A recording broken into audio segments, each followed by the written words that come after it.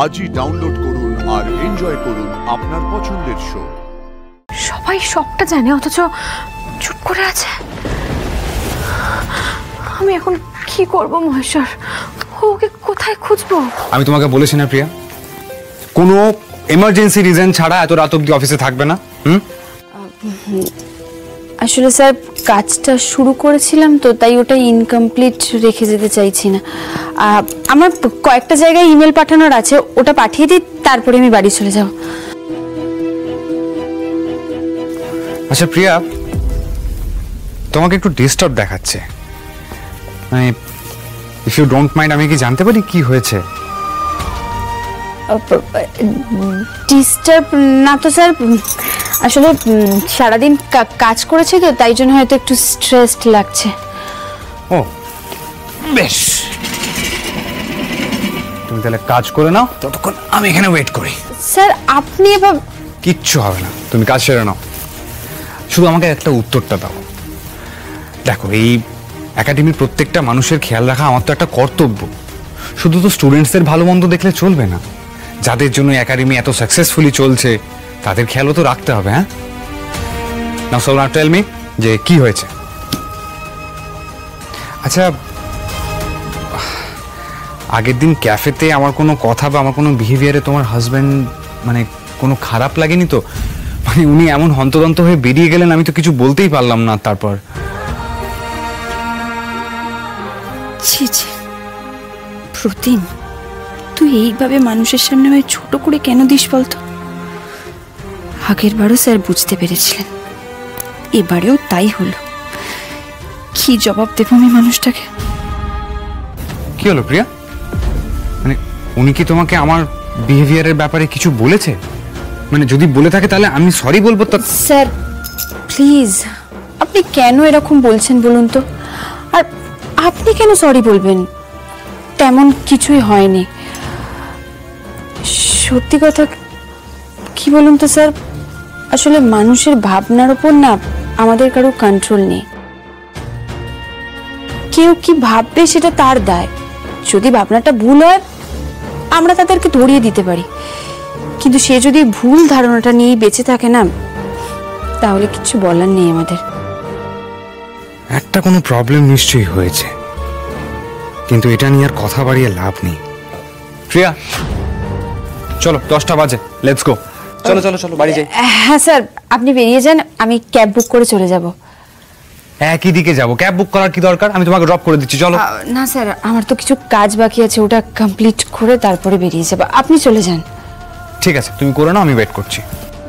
Sir একই অনেক রাত হয়ে গেছে, আর একটু তো সময় লাগবে। হ্যাঁ, অনেকটাই রাত হয়ে গেছে। দেখো, কলকাতা শহর কিন্তু আর আগের মতো নেই।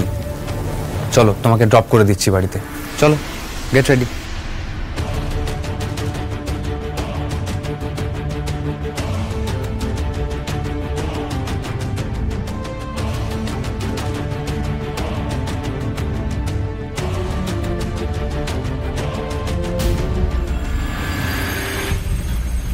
अनिकेत तो पहले ही मुट्ठी में आ गया था।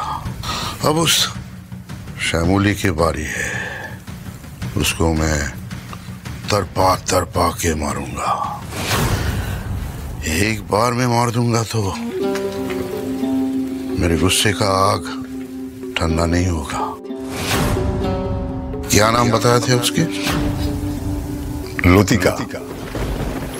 আপনি উনি ভাববেন না, ওই লতিকার ব্যবস্থা আমি আজই করব। সারা জীবনের মতো পথের কাঁটা সরিয়ে দেবো। এসব বাবা কি বলছেন? ওর জন্য আমার মেয়েটা বেঁচে গেছে, বাবার নাতনি বেঁচে গেছে, আর বাবা তাকে শেষ করে দেওয়ার কথা বলছেন? না না, এটা আমাকে আটকাতেই হবে।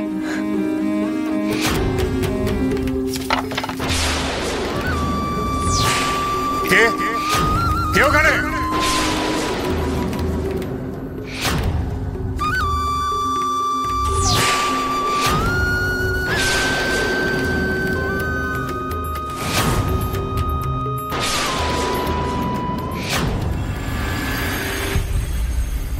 Thank you so much sir, আপনি যে হেল্প করেন। হ্যাঁ, কি যেন বলছিলে তুমি?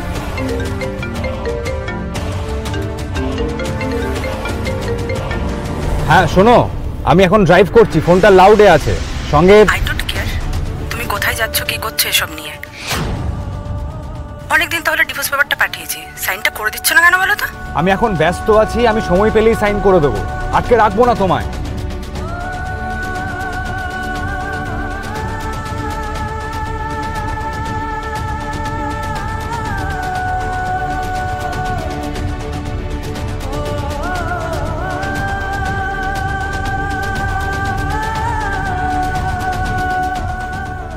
স্যার ম্যারিড, এরকম হাসি খুশি একটা মানুষের সাথেও কারো সমস্যা হতে পারে?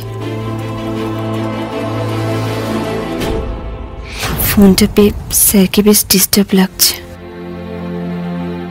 একবার কি কিছু জিজ্ঞেস করবো স্যারকে? না, সেটা অনধিকার চর্চা হয়ে যাবে। মনের মধ্যে হাজারটা প্রশ্ন ঘুরছে, তাই তো? এখন সেসব কথা বলতে গেলে অনেক কথা বলতে হবে, তার চেয়ে বরং এই ম্যাটারটা এখানেই থাক। শুধু তোমাকে একটাই কথা বলবো প্রিয়া, জীবনে যদি সত্যি ভালোবাসার মানুষটাকে খুঁজে পেয়ে থাকো, তাকে সারা জীবন আগলে রেখো। একটা সময় দেখবে টাকা পয়সা এসবের কোনো মূল্য জীবনে থাকবে না, কিন্তু এই ভালোবাসার মানুষটা সারা জীবন থেকে যাবে। তাই তাকে সবসময় প্রায়োরিটি দাও, তাকে আগলে রাখো, তার ভালো খারাপ সবটা নিয়ে তাকে ভালোবাসো।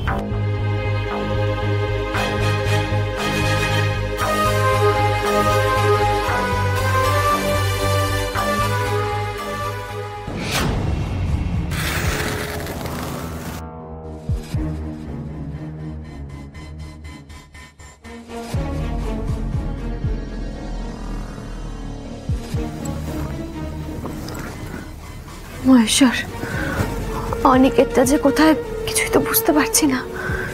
সন্ধে হয়ে গেল, মানুষটা এখনো ফিরলো না, ফোনেও পাচ্ছি না। এখানে তো মোহন বাবাজি আর দিদি ছাড়া কেউ ওর বিষয়ে কোনো কথাই বললো না। একটা মানুষ নতুন এই আশ্রমে এসেছে, সে কোথাও নেই, কেউ ওর ব্যাপারে জিজ্ঞাসাবাদও করছে না, কেউ খোঁজও করছে না। এরকম আবার হয় নাকি মহেশ্বর? আচ্ছা, এমনটা নয় তো যে সবাই সবটা জানে অথচ চুপ করে আছে? আমি এখন কি করব মহেশ্বর? ওকে কোথায় খুঁজবো? আমার মনের মধ্যে হাজারটা প্রশ্ন ঘুরছে। আমার এই ছদ্মবেশ কি কেউ ধরে ফেলেছে, বুঝতে পেরে গেছে, তাই কি সবাই চুপ করে রয়েছে? আমি কোনো সদুত্তর পাচ্ছি না কোনো প্রশ্নের, আমি কি করবো কিছু বুঝতে পারছি না। হ্যাঁ দিদি, তুমি এইভাবে হাঁপাচ্ছ কেন? তোমার এখানে বড় বিপদ, অনেক বড় বিপদ তোমার এখানে। তুমি এখান থেকে চলে চলো, তুমি এখান থেকে চলে চলো, এখানে তুমি দেখো না। চলে যাবো মানে কোথায় যাবো? এত কথা বলার সময় নেই, তুমি চলো এখান থেকে, চলো তুমি। আমি একা কি করে যাব? আমি অত শত জানি না, তোমার পরকে যদি আমি দেখতে পাই আমি ওকে সব বুঝিয়ে বলে দেবো, কিন্তু তুমি আর দেরি করো না, চলো এখান থেকে, চলো তুমি তাড়াতাড়ি।